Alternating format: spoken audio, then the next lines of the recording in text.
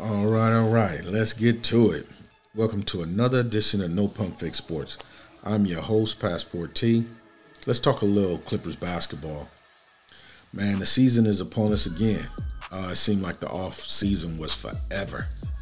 We're a couple days away from the start of training camp. I think it starts on the 28th, I think. Yeah, so I'm very excited about this upcoming season because I believe the media and some players and teams, they basically writing the Clippers off.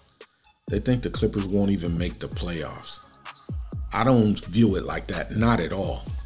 Because if you go back to the playoffs, man, and you remember when Kawhi went down, the Clippers didn't miss a beat. They were playing at a very, very high level.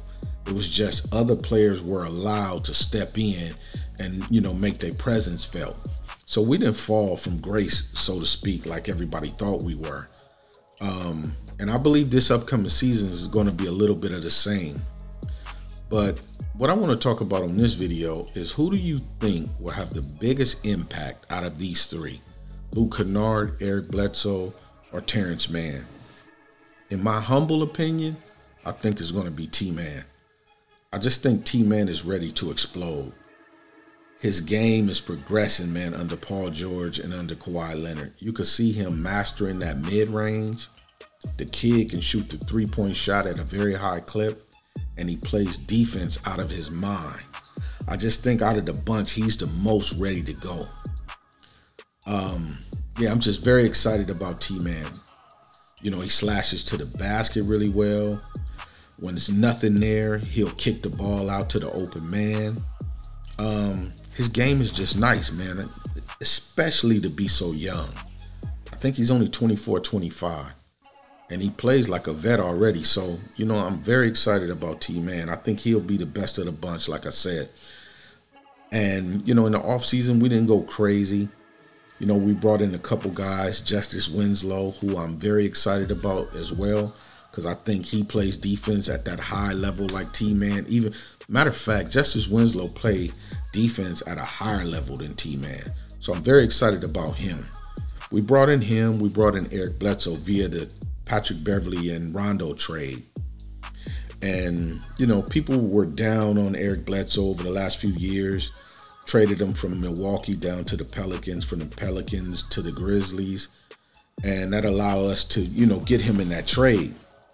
And I think by him coming back to the Clippers, I think he's going to be rejuvenated. I think Eric Bledsoe is going to be on top of his game. He's going to show everybody that he's not finished. He's still really a good player. And, he won't be the starter. I think Reggie Jackson will probably start. But I think Eric Bledsoe will come off the bench and their skill sets kind of offsets each other a little bit. What I mean by that is Reggie Jackson is a much better pure scorer than Eric Bledsoe. But I think Eric Bledsoe does things better than Reggie Jackson. Like Eric Bledsoe plays downhill. He's very quick. He's very powerful, freakishly athletic. He can slash to the basket. He plays defense better than Reggie Jackson. But Reggie Jackson is a much better scorer than Eric Bledsoe. So those two skill sets offset each other. So I don't think we lose anything at the point guard position when we take one of the guys out.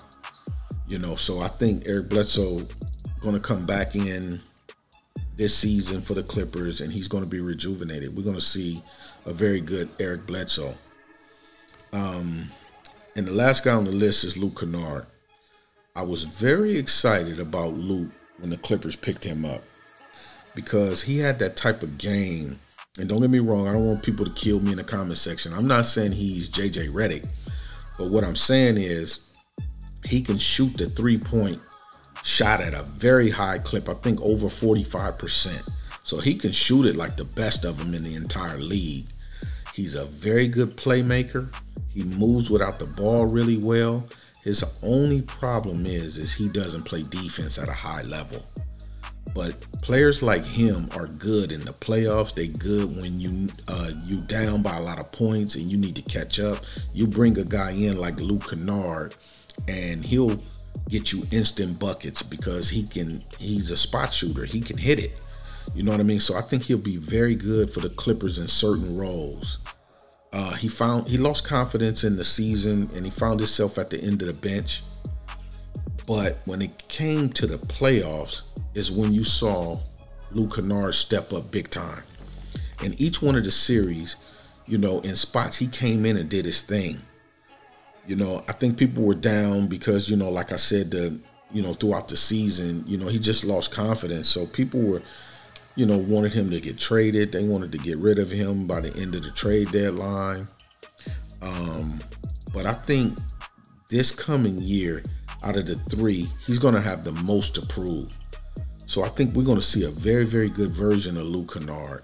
I think his game is going to be spot on, as the English would say. And we're going to see him do his thing.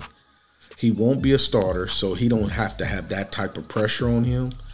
But coming off the bench in that role player kind of role where you need big buckets, I think you're going to see Luke Kennard flourish.